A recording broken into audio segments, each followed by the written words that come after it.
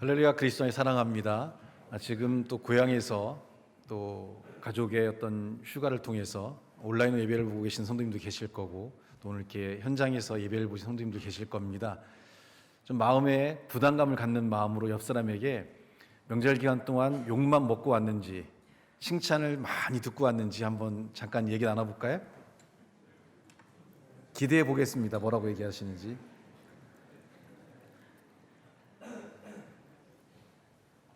앞뒤도 보시면서 얘기 한번 하죠. 또 어떠신지.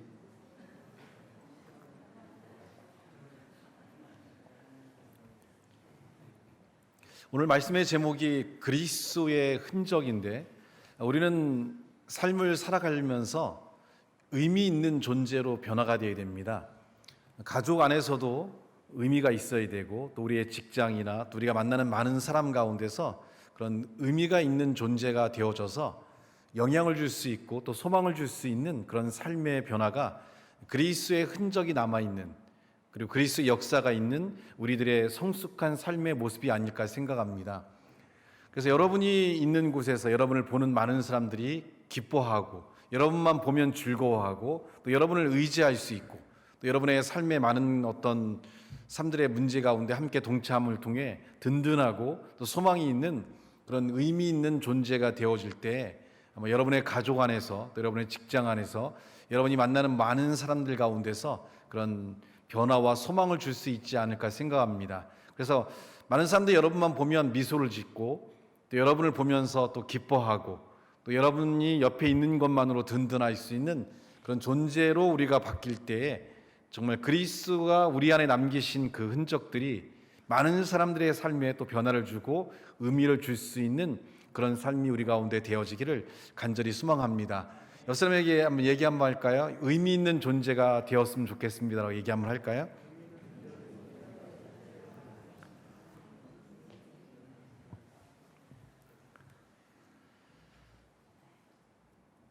그리스도인으로서 오랜 시간 이렇게 살아오면서 만나는 많은 사람들이 있어요. 좋은 일이든 또 좋지 않은 일이든 여튼 많은 관계가 형성되어 있고 많은 시간들을 이렇게 지나오게 되는데, 제가 추구하는 삶의 이제 방식 중에 한 가지는 이제 변하지 않는 한결같은 삶을 이렇게 고수합니다. 그래서 10년 전에 만난 사람이나 20년 전에 만난 사람이나 굉장히 오랜 시간 동안 함께 삶을 살면서 똑같은 마음, 똑같은 자세, 똑같은 이렇게 삶의 방식들을 고수하면서 세월이 지나가게 되면 그 삶은 많은 사람들과의 관계에서 든든한 삶이 되고, 서로가 삶을 나눌 수 있고, 또 어렵고 힘들 때 함께 할 수 있는 그런 삶의 움직임들을 가져오지 않나 생각합니다.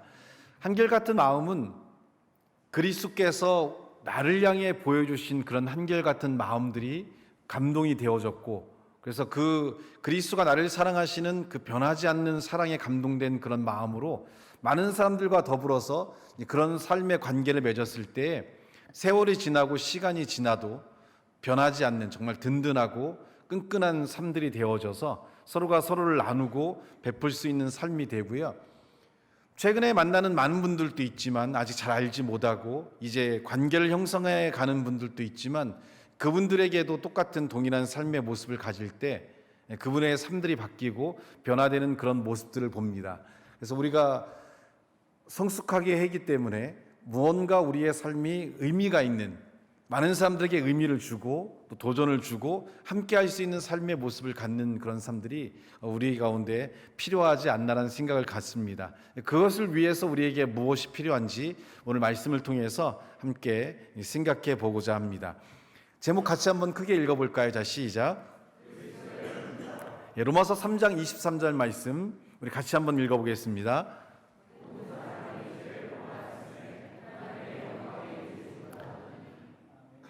모든 사람이 죄를 범했다는 것은 두 가지 의미를 볼 수 있어요. 일단은 최초의 인간인 아담과 하와가 하나님께 범죄함으로, 그러니까 하나님과 분리된 상태, 이걸 우리가 원죄라고 그러죠.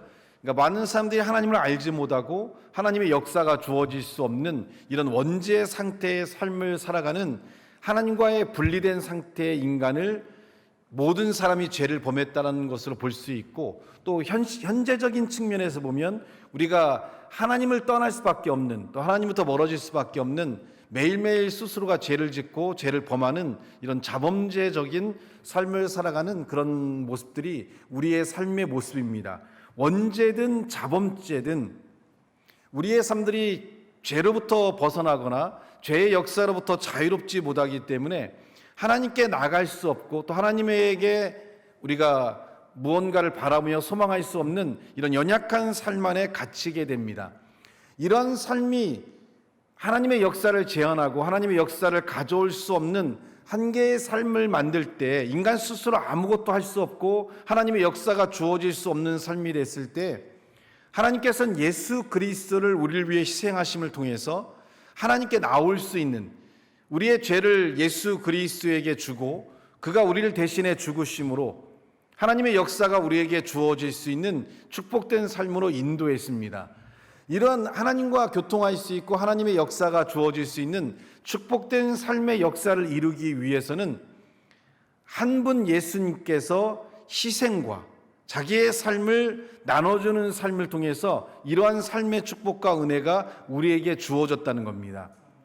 이것은 오늘 우리가 어떤 삶을 살아갈 것인가, 어떤 삶으로 성숙되어야 될 것인가에 대한 명확한 방향을 우리에게 주어지는데, 축복이 주어지는 삶, 하나님의 역사가 주어지는 삶, 변화가 주어지고 새로운 삶이 주어지려면 희생할 수 있고 자신의 삶을 내어놓을 수 있고 기꺼이 상대방을 위해서 자신을 희생할 수 있는 삶의 움직임들이 필요하다는 겁니다.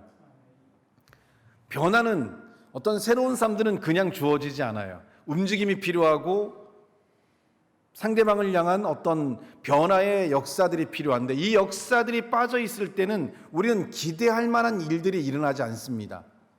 우리의 가정이 더 건강하고 우리의 자녀들이 더 더 번창하고 더 아름다운 삶의 모습을 갖고, 여러분의 직장과 여러분의 삶이 만나는 모든 사람 가운데서 행복과 기쁨이 넘치는 이 삶이 주어지려면 희생하는 자들이 필요하다는 거예요. 대가를 치를 때 변화가 주어질 수 있는데 우리는 대가를 치르는 것을 힘들어하고 어려워합니다. 그리스도의 삶을 따라가면서 우리는 희생하는 걸 기뻐하고 우리를 나누는 걸 기뻐해야 돼요. 근데 희생과 이런 나누는 삶이 어려운 것은 우리가 기대하기 때문에 그렇습니다. 상대방에게 내가 이렇게 희생하고 내가 이렇게 나누니까 네가 나에게 뭔가를 채워준다는 마음을 가지면 우리의 이런 선한 움직임들이 가로막히게 되고 살아서 움직여지를 못해요. 우리가 베푸는 것은, 우리가 희생하고 나누는 것은 예수 그리스도께서 아무런 기대하지 않고 우리의 삶을 위해 자신의 삶을 나눠준 것처럼 우리도 많은 사람들을 위해 나누고 기쁜 그 기쁨에만 머물러야지, 대가를 바라거나 기대를 바라본다면 우리는 우리의 삶들이 한계에 부딪히게 되고 더 나갈 수 없는 그런 깊은 마음의 고통 속에 우리가 사로잡혀 버리게 됩니다. 나눈다는 것은, 베푼다는 것은 그냥 주는 거고, 그 주는 기쁨 속에서 삶을 살아가는 거예요. 그리고 그 기쁨이 상대방을 바꾸고 변화시킬 수 있다면 우리는 그 상대방의 변화를 기뻐하며 우리의 삶이 만족한 삶으로 살아갈 수 있는 이런 변화된 삶들이 우리 가운데 필요하다는 겁니다.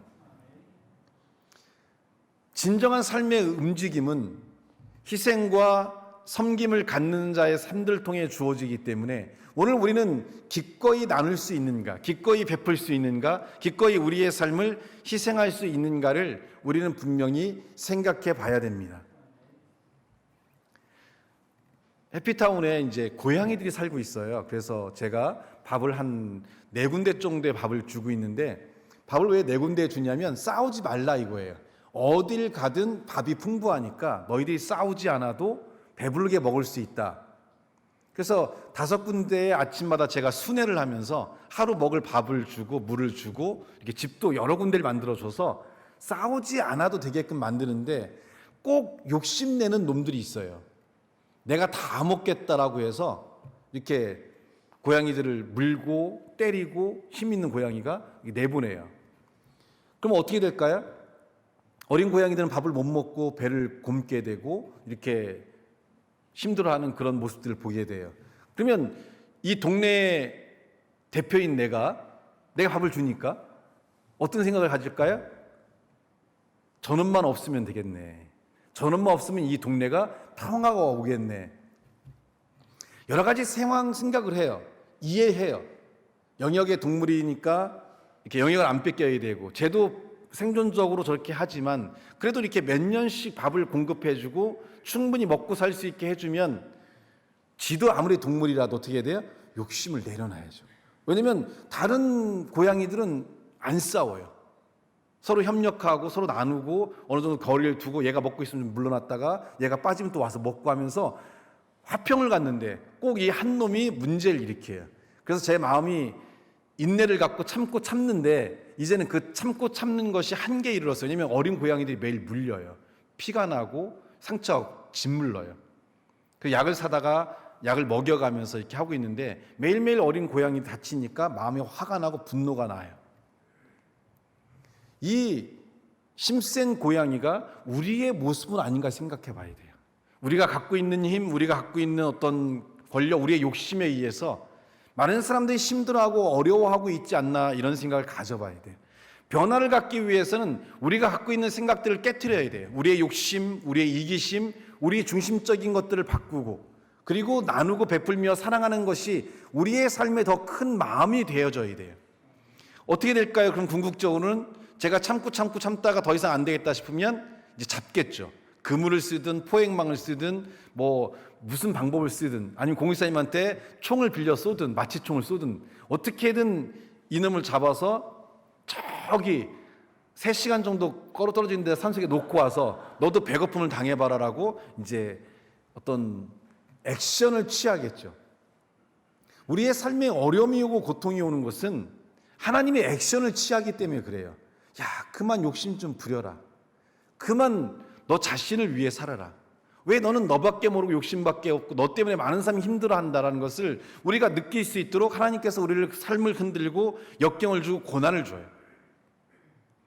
우리는 그리스도 안에서 화평을 얻었고 또 화목해 하는 직책을 받았으며 우리가 살아가는 모든 삶에서 기쁨과 행복을 가질 수 있는데 그게 깨졌을 때 우리는 상대방이나 네 탓이 아니라 우리의 삶의 모습을 봐야 돼요. 나로 인해서 이 모든 것들이 깨지고 무너지고 있다는 걸 깨닫고 우리가 바뀌고 변화될 수 있는 삶의 움직임을 가져야 돼요. 그래서 우리는 어떻게 해야 되냐면 형제의 쓸 것을 어떻게 했어요? 외면하지 말고 기꺼이 기쁜 마음으로 주라고 그랬잖아요. 우리는 조금 더 움직이는 삶들이 필요해요. 상대방의 요구와 상대방의 어떤 모습 속에 그들이 우리에게 구하지 않고 우리에게 도움을 바라보지 않는다 하더라도 우리는 눈이 있고 귀가 있고 감정이 있기 때문에 느껴져요. 상대방의 아픔과 고통과 어려움들을. 그러면 움직여야 돼요. 부탁하지 않아도 여러분이 움직이고 먼저 얘기해야 돼요. 뭐 필요한 건 없느냐? 좀 어려워 보이는데 괜찮으냐? 이렇게 하면서 먼저 우리가 움직이고 우리가 베푸는 삶을 갖는다면 그 삶에서 우리는 많은 변화들을 가질 수 있고 단단하게 굳어진 마음들이 열어지고 삶이 바뀌어지는 삶을 가져와요. 그럼 어떤 분은 이런 얘기를 해요. 베풀지만 그 사람이 감사함을 모르는 사람입니다. 그 사람이 챙기기만 할 뿐 나에 대해서 그런 어떤 고마운 마음을 못 느낍니다. 잘못된 생각이에요. 우리가 베풀 때 상대방이 느끼고 상대방이 나에 대한 감사한 마음을 가지려고 베푸는 거 아니에요. 그가 힘들고 어려울 때 더 나아진 삶을 위한 그것만으로 베푸는 거고 그가 은혜를 알든 은혜를 알지 않든 그것은 중요한 게 아니에요. 우리가 예수님의 은혜를 알아서 예수님이 우리에게 은혜를 주십니까? 우리가 하나님의 사랑을 알아서 하나님께서 우리에게 사랑을 주실까요? 여전히 우리는 욕심이고 이기적이고 나밖에 모르는 삶이지만 하나님이 사랑을 주시고 은혜를 주시면서 우리의 삶의 많은 변화와 축복들로 우리를 채워주고 있어요. 따라서 우리도 예수님의 흔적이 우리 안에 있다면 베풀고 어떤 이렇게 나누는 삶에 대한 상대방의 어떤 응답을 기대하는 것이 아니라 그냥 주고 나누는 것에 대한 기쁨과 소망을 가지고 함께 할 수 있는 삶으로 우리가 살아가야 돼요. 여러분 손 한번 꼭 잡아보세요. 그리고 따뜻한 손길에 온기를 주면서 얘기할까요? 너를 위해 다 줘도 아깝지가 않다라고 한번 해봅시다.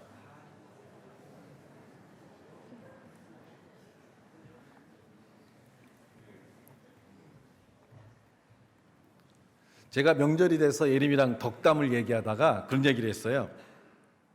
우리 집은 식구가 3명인데 성격이 다 다르다. 근데 우리는 안 싸우고 살지 않냐? 그 원인이 뭔 것 같냐? 그러면 예림이가 이제 아빠가 잘하기 때문에 이런 얘기 들으려고 했는데 기대와는 다른 얘기를 하더라고요. 내가 잘 참고 있어서 그래. 그 얘기를 들으니까 내가 잘하지 않냐 이 얘기를 듣고 싶었는데 내가 잘한다고 생각했지만 아니에요. 내가 잘해도 못하는 부분들이 있는데 그걸 딸아이가 받아주고 참기 때문에 그렇게 우리는 화목함을 유지하는 거다. 그래서 약간 빈정상에 저도 그랬죠. 나도 참고 있어. 이렇게. 우리는 모든 게 우리가 완벽하고 우리가 잘한다고 생각하지만 우리가 못 느끼는 부분들이 있어요. 그 못 느끼는 부분들, 부족한 부분들은 상대방이 채워주고 받아주면서 어떻게 돼요? 더 완성된 삶을 만들어 간다는 거죠. 부족한 면들은 같이 채워가면 돼요. 잘하는 면들은 함께 힘을 합쳐 더 좋은 삶을 만들어 가는 것이고, 완벽한 것이라는 것은 존재하지 않지만 불완전한 부분에 상대방이 채워가면서 완성되어져 가는 삶이 하나님께서 우리에게 가르쳐 주신 아름다운 삶이에요. 우리의 부족한 면에 예수 그리스도의 희생을 통해, 우리의 연약한 삶에 하나님의 능력을 통해, 뭔가 우리의 삶은 하나님으로부터 공급됨을 통해 우리가 완성되어져 가고 있기 때문에 우리가 삶을 살면서 상대방의 부족하고 연약한 부분들을 함께 채우고 함께 해 나가는 삶을 통해 우리는 더 행복과 기쁨과 소망이 넘치는 삶으로 살아갈 수가 있다는 겁니다. 그래서 옆사람 손 꼭 잡고 한 번 더 얘기할까요? 내가 너의 부족함을 다 채워주겠습니다 라고 한번 해봅시다.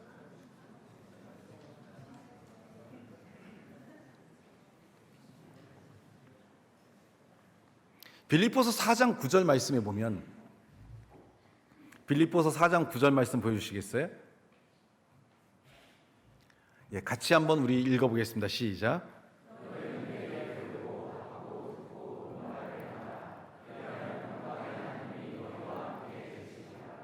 우리의 삶에 평강이 넘치는, 평강의 하나님이 우리의 삶에 함께 하심으로 우리의 삶이 기쁨과 즐거움이 넘치는 삶이 우리 가운데 주어지려면 너는 내게 배우고 받고 듣고 본 바를 행하면 된다라고 이야기합니다. 우리는 많은 말씀을 듣고 있고 신앙과 삶에 대한 방향들을 우리가 배우고 있어요.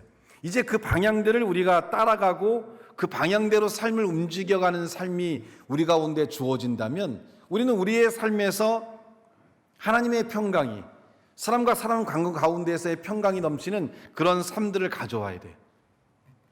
그래서 우리가 참는 것도 필요하고 인내하는 것도 필요하고 기다리는 것도 필요하고 용서도 필요하고 자비도 필요하고, 성경에 기록된 것 중에 긍정적인 부분도 있지만 부정적인 부분도 있어요. 이 부정적인 부분은 주로 뭐와 관계되냐면 우리의 변화와 관계되는 거예요. 참는 것도 누가 참아야 돼? 내가 참아야죠. 용서도 내가 해야 되고 베푸는 것도 내가 해야 되고. 근데 우리는 미움이 더 크고 쟁취하기 원하고 상대방이 나를 채워주는 걸 더 기뻐하고, 이런 것들이 우리의 삶의 죄의 영향으로 인해서 채워져 있기 때문에 이러한 삶들이 바뀌고 변화되는 삶을 원한다면 성경이 우리에게 말씀하시는 대로 그 삶을 따라 움직여가는 것들이 필요해요. 그래서 이제 알고 있는 것에 머물러 있는 삶이 아니라 알고 있는 것을 실행하고 베풀어 나가면서 그 베풀어 나가면서 주어지는 삶의 변화, 주어지는 삶의 기쁨, 주어지는 삶의 행복들을 느낄 수 있어야 돼요. 아마 이곳에 있는 우리 성도님들은 지금 느끼고 있어요. 말씀에 따라 움직였을 때 아버지가 바뀌고 어머니가 바뀌고 자녀가 바뀌면서 가정 안에서 얼마나 큰 기쁨이, 얼마나 큰 소망이, 큰 행복이 있는가를 우리가 느끼고 있고 소망을 채워가고 있다는 거예요. 그러니까 말씀대로 살았더니 이렇게 기쁘구나, 이렇게 행복하구나, 이렇게 즐겁구나. 그러니까 더 말씀대로 살기 원하고 더 말씀대로 베풀고 함께하는 삶을 살아가니까 그 삶들이 더 기쁘고 즐거운 삶을 가져오게 되죠. 제가 표정은 사모님한테 좀 부탁을 했어요. 명절인데 간병인이 이제 그 명절을 새러 가야 돼서, 근데 이제 좀 의학적인 지식이 있는 분이 좀 있어야 될 부분들이 있어요. 표현호 선생님 간병할 때는. 그래서 제가 이제 표정은 사모님한테 이제 부탁을 이렇게 했거든요. 명절인데 이제 큰 며느리가 나오기가 쉽지가 않잖아요. 근데 괜찮다고 일단은 말씀을 드렸는데 부모님들도 이제 이해를 해주시고, 그 다음에 말이 좋았어요. 우리 시어머니가 야, 명절날 음식하고 불편하게 너희들 힘든데 쉬어야 되니까 그렇게 하지 말고 나가서 먹자. 그래서 준비할 게 없다는 거예요. 사실 쉽지 않거든요. 나가서 먹자라고 이렇게 시어머니가 먼저 얘기하는 게. 나가서 먹자 하셨어요? 응? 아유, 훌륭해요. 사실 옛날 같으면 다 이렇게 준비해 갖고 와서 막 해야 되잖아요. 근데 아이고, 며느리도 힘들고 다 힘드니까 나가서 먹자고 그렇게 얘기를 하셨다고 해요. 사실은 이제 생각을 좀 바꾸는 거죠. 그렇다고 해서 지금 집에서 뭐 드시는 분 잘못했다니 그 얘기 아니에요. 집에서 드실 수 있는 분도 드시는 거고, 같이 할 수 있는 분도 할 수 있는 거지. 아니, 안성국 성도님은 며느리가 준비한 거 맛있게 집에서 드셨을 거 아니야. 안성국 집사님, 며느리가 준비해서 맛있는 거 드셨어? 집에서. 그러니까 그것도 그렇게 하시는 것도 그렇게 하시는 집이고, 집집마다 다 방법이 다르니까요. 그래서 어려운 부탁을 했는데 괜찮다고 우리 이렇게 어머님께서 그렇게 얘기하셔서 밖에 나가서 한 끼 먹으면 되니까 준비 안 해도 되니까 시간적 여유가 있다라고 이렇게 얘기를 이렇게 하셨다라고 얘기해요. 그러니까 어떤 생각의 변화를 줬을 때 가정에게 주어지는 영향들, 그런 미치는 삶들. 둘째 며느리는 자주 시어머니 댁 가서 밥을 잘 먹는다고 그래요. 사실은 시어머니 댁 가서 밥을 잘 먹기가 쉽지 않잖아요. 왜냐하면 시어머니 댁 가서 밥을 자주 먹는다는 건 시어머니가 밥을 차려준다는 얘기잖아요. 사실 쉬운 게 아닌데 이렇게 오라고 해서 반찬도 준비해서, 바쁘니까 요즘 다 맞벌이 하잖아요. 반찬도 가져가고 밥도 먹고 가라고 그래서 둘째 며느리가 가서 자주 밥을 먹는다고 그래요. 그러니까 시어머니란 그런 존재가 과거에 우리가 알고 있던 그런 이미지가 아니라 새로운 변화된 새로운 삶에 대한 그런 방법을 가졌을 때 고부간의 갈등이 없는 거죠. 이건 모르겠어요. 또 물어보면 또 있을 수도 있는데, 둘째 며느리 시어머니 힘들어요? 어머니가 편해요? 시어머니 편해요? 잘 대답해야 돼. 너 내가 너 미리 얘기하고 하는 거야. 내가 답을 주고 하는 거야. 너 친정 엄마가 편해? 시어머니가 편해? 그렇지, 너 똑똑하다. 그래, 인생 그렇게 사는 거야. 아니, 진짜 시어머니가 편할 것 같아. 왜냐면 친정 엄마는 멀리 있어. 포항인가 있다며? 자주 안 오시잖아, 그지? 그냥 안 온다고 했어야지. 근데 시어머니가 불러서 막 챙겨주고 만들어주고, 결국은 움직임이거든요. 신앙이라는 것이 배우고 멈춰서 머물러 있는 상태가 아니라 움직이는 상태를 가질 때, 그 움직임의 상태는 변화를 가져오고 새로운 삶을 만들어낼 수 있는 일들을 가져온다는 거죠. 저는 그 변화의 역사를 뭐라고 얘기하냐면 손길의 온화함이라고 얘기해요. 손길은 뭐냐면 움직임을 갖는다는 거잖아요. 이 손길이 움직여지는 곳은 따뜻해져요. 따뜻해지게 되면 마음도 삶도 이렇게 부드러워지면서 그 안에서 사랑과 변화를 가져올 수 있는 일들을 이루게 되거든요. 움직임이 있는 곳은 온화해져요. 따뜻해져요. 그리고 그것은 따뜻해지고 온화해지면 사람들의 마음이 풀어지기 때문에 기쁨이 있고 행복이 있고 즐거움이 있고 소망들이 넘치는 삶으로 채워지게 돼요. 그래서 등을 만져주는 것, 등을 두드려주는 것, 엉덩이도 한번 쳐주는 것, 이런 것들이 굉장히 우리의 삶에서 필요한 거고 현 시대에서는 있어야 될 가장 중요한 거예요. 여러분 등 좀 한번 이렇게 문질러주면서 잘하고 있다 한번 해보실래요?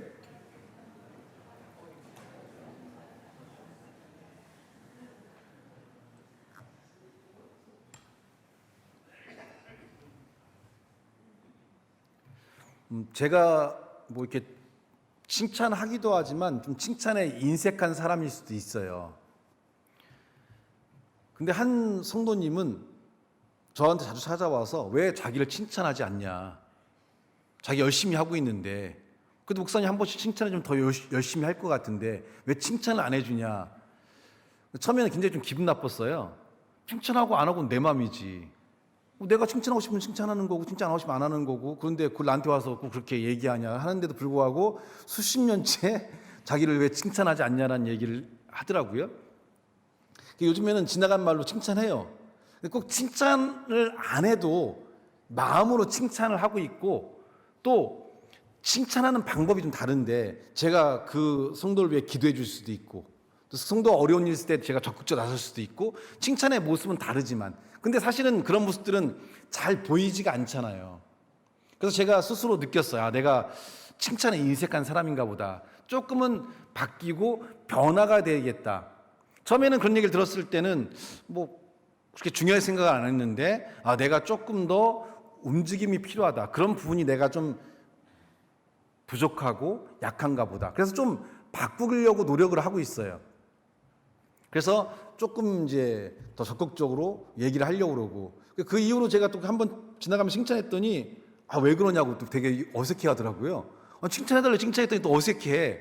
그거 뭐예요 또 그건 또? 어떤 부분들에 대해서 우리가 잘하고 있다고 생각하지만 부족한 부분들이 있습니다.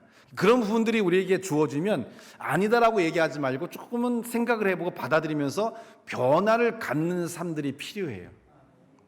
그래서 제가 예림이한테 얘기했다가 아, 내가 아직도 많이 부족한가 보다. 나는 당연히 아빠가 잘하니까 집이 잘 되는 거 이런 얘기 들을 줄 알았다가 내가 참고 있다는 얘기 듣고 아, 내가 더 열심히 해야 되는가 보다. 사람은 자신의 모습을 잘 모르고 있는 것 같아요.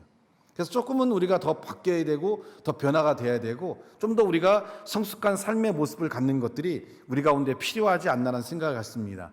그리스도의 흔적이 우리 안에 있다면 한번 따라해 볼까요? 여러 가지 변화가 나타나는 첫 번째는 철저한 헌신이 나타나야 된다. 우리의 삶은 그리스도의 삶이기 때문에 예수님께서 십자가에 돌아가신 것처럼 상대방을 향해 철저한 헌신을 가져야 돼요. 그래서 상대방을 향해 노력하고 베풀고 함께 할 수 있는 그런 마음으로 움직임이 있는, 그러니까 헌신이라고 하면 어렵게 생각하지 마시고요. 움직임이 있으면 헌신이라고 생각하시면 돼요. 말로만이 아니라 그냥 지켜보는 것만이 아니라, 성경 뭐라고 그래요? 형제가 어려울 때 내가 너를 위해서 기도하겠다 말만 하지 말라는 거잖아요. 어려우면 그 어려움에 채워주라고 얘기하잖아요. 그래서 헌신은 움직임이 필요한 거예요. 말이 아니라 생각만이 아니라. 그래서 우리가 그리스도의 흔적이 우리 가운데 있다면 철저한 헌신들이 나타나야 되고요. 이 헌신을 가질 때 가장 중요한 것은 내가 있으니까 준다라는 어떤 교만함에서 출발하거나 내가 위에서 너에게 준다는 그런 것들이 아니라, 이런 철저한 헌신에게는 반드시 뭐가 있었냐면 겸손히 따라가는 철저한 헌신이 돼야 돼요. 그 상대방이 좀 부담을 느끼거나 좀 불편함을 느끼거나 좀 자존심 상하는 그런 것들에 대한 헌신이 느껴지지 않도록 겸손한 마음으로, 정말 오른손이 한 일을 왼손이 모르는 것처럼, 또 내가 있어서 주는 것들이 아니라 정말 주는 자도 부끄러운 마음으로 상대방을 섬기려고 하는 그런 겸손한 삶들이 있는 그런 모습들이 우리 가운데 있어야 된다는 거죠. 그리고 이런 삶들은 결국 헌신이 우리에게 주어지려면, 또 이런 겸손의 삶이 주어지려면 예수님의 십자가에서 보는 것처럼 이 그리스도의 흔적은 세 번째로 우리에게 어떤 삶들을 요구하냐면 고난의 삶의 길을 걸어가는 삶을 받아들이게 한다는 거죠. 따라해볼까요? 고난의 삶의 길을 걸어가는 것을 받아들여야 된다. 우리가 살면서 우리의 삶은 그냥 고난이다라고 생각하고 사셔야 돼요. 따라해봅시다. 나의 삶은 고난이다. 이렇게 생각해야만 마음에서 올라오는 욕심과 이기심을 이길 수 있어요. 아, 내가 꼭 이렇게까지 살아야 되나? 내가 꼭 이렇게까지 해야 되나? 저 사람은 나에게 이렇게 안 하는데 내가 꼭 이렇게 베풀어야 되나? 내가 먼저 용서해야 되나? 이런 마음의 욕심, 이기심이 올라오거든요. 이걸 누를 수 있는 게 뭐냐면 나는 그리스도와 같이 고난의 길을 걸어가겠다. 십자가의 골고다 언덕에 자기의 십자가를 지고 올라가신 예수님처럼 나도 이 삶이 당연한 것이다라고 생각하고 그렇게 걸어가는 거죠. 거절당할 때도 있고 무시받을 때도 있고 또 베풀었지만 욕을 먹을 때도 있어요. 하지만 그런 것들을 크게 어려워하지 않고 계속 그 삶을 지속하려면 그것이 나의 삶이다라고 생각해야 돼. 이 고난이 나의 삶의 모습이다. 그래서 예수님께서 고난의 길을 걸어가신 것처럼 우리도 고난의 길을 걸어갈 때 그리스도의 흔적이 우리 안에서 살아 움직인다는 사실을 우리가 바라보고 생각해야 됩니다. 우리의 매일매일의 삶은 그냥 고난이고 그 고난이 기쁨이 돼야 돼. 따라합시다. 고난이 기쁨이 돼야 된다. 그래서 우리에게 이 고난의 삶이 기쁨이 되려면 뭐가 필요하냐면 신앙의 열정이 필요해요. 한번 따라해볼까요? 신앙의 열정은 고난마저도 기쁨으로 바꾼다. 그러니까 우리가 영적으로 뜨겁고 영적으로 소망이 있으며 비전이 있고 이 열정, 하나님을 향한 열정이 있으면요, 고난도 기쁨이 되고 몸의 움직임, 베푸는 이런 모든 것들이 힘들거나 어렵지 않고 행복한 삶의 모습을 가질 수 있다는 거죠. 근데 이 열정이 없어요. 마음에 기쁨이 없고 뜨거움이 없고 하나님에 대한 충만함이 없으니까 고난이 정말 고난이 되는 거죠. 고난이 기뻐야 이 고난의 삶을 통해 열매를 맺을 수가 있는데 고난이 되니까 더 이상 앞으로 가지 못하고 그 상태에서 힘들고 고통스럽고 괴로움만이 우리 가운데 있다는 겁니다. 가족 안에서만이 아니라 직장이든 우리가 만나는 모든 사람 가운데서 이 고난이 기쁨이 될 때 우리는 사회를 바꿀 수 있고 이 나라를 바꿀 수 있고 세계를 바꿀 수 있는 변화들을 이루어낼 수가 있다는 거예요.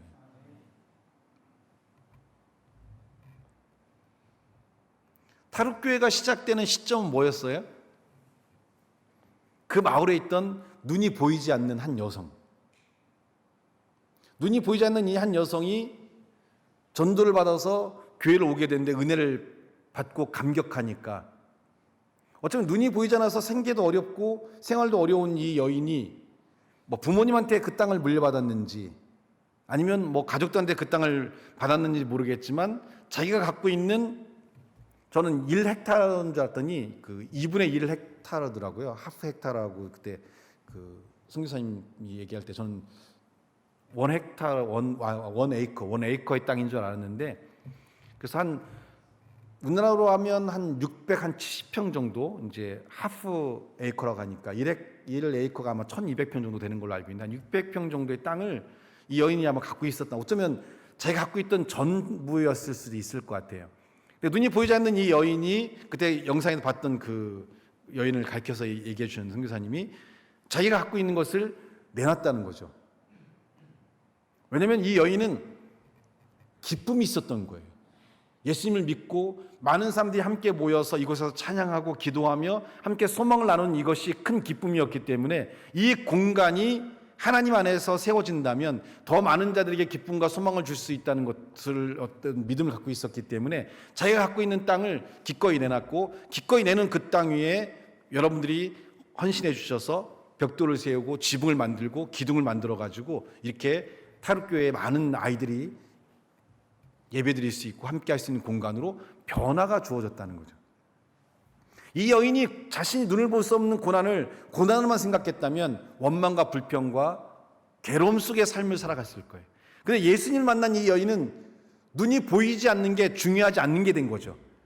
예수님 만나기 전에 이 보이지 않는 이 여인은 고통이었겠지만 예수님 만난 다음에 이 여인은 육적으로는 눈이 보이지 않았겠지만 영적으로는 저는 그 눈이 열렸다고 봐요. 예수님이 보이고 하나님이 보이고 많은 성도들이 보이고 자기의 삶이 보이고 자기의 가족들이 보이고 이전과 바라보던 절망의 눈이 아니라 소망과 기쁨의 눈이 되어지니까 이제 모든 사람과 함께 할 수 있는, 사람의 삶이 변화가 되고 은혜가 주어지면 나눌 수 있는 자가 되거든요. 나눌 수 없다는 것은 여전히 우리가 갇혀 있고 막혀 있다는 건데, 나눌 수 있다는 것은 우리가 그리스도의 은혜를, 그리스도의 흔적이 우리 안에 주어진 상태가 나눌 수 있는 상태인데, 그 나눌 수 있는 삶을 위해 변화를 갖고 새로운 삶을 갖는 것들이 필요하다는 거예요. 많은 분들이 이렇게 도움을 구해요. 그러면 도울 수 있는 것도 있고 도우기 어려운 것도 있거든요. 근데 일단은 이렇게 말씀하면 일단은 제가 거절하지 않고 한번 알아보겠다라고 얘기해요. 그리고 여기저기에 문의를 하고 도움을 구하고 이렇게 얘기해요. 사실 좀 번거로운 일이에요. 그리고 좀 귀찮은 일일 수도 있고 좀 불편한 일일 수도 있고. 하지만 계속 이렇게 두드리다 보면, 성경 말씀처럼 두드리다 보면 어떻게 돼요? 열리는 때가 나타난다는 거죠. 그래서 그 열림을 통해서 또 그 사람들이 새로운 삶을 살아갈 수 있고 새로운 꿈을 꿀 수 있고 새로운 삶의 방법들을 만들 수 있다면 우리는 끊임없이 두드리는 삶이 필요해요. 고난이죠. 귀찮음이죠. 하지만 그게 기쁨이 돼야 돼요. 우리의 고난이 누군가에게는 기쁨이 될 수 있고, 우리의 고난이 누군가에게는 행복이 될 수 있고, 우리의 고난이 누군가에게는 소망이 될 수 있다는 이 사실을 기억해야 돼요.